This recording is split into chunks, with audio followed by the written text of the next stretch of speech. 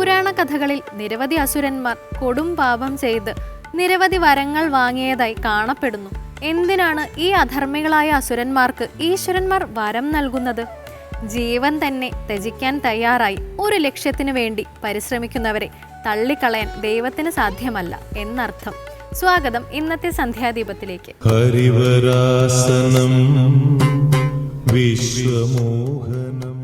ഭഗവാൻ ശ്രീ അയ്യപ്പന്റെ ഉറക്കുപാട്ടാണ് ഹരിവരാസനം.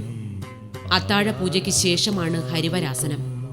മേൽശാന്തിയും കീഴ്ശാന്തിയും പരികർമ്മികളും ശ്രീകോവിലിൽ അയ്യപ്പ വിഗ്രഹത്തിന് ഇരുവശത്തുമായി നിന്ന് ഉറക്കുപാട്ട് പാടും.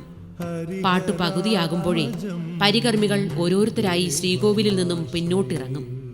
പിന്നീട് ഓരോ വരിയും ചൊല്ലിത്തീരുന്നതനുസരിച്ച് മേൽശാന്തി ശ്രീകോവിലിലെ ദീപങ്ങളും അണയ്ക്കും. അവസാന വരി ചൊല്ലിത്തീരുമ്പോഴേക്കും മേൽശാന്തി നട അടയ്ക്കും.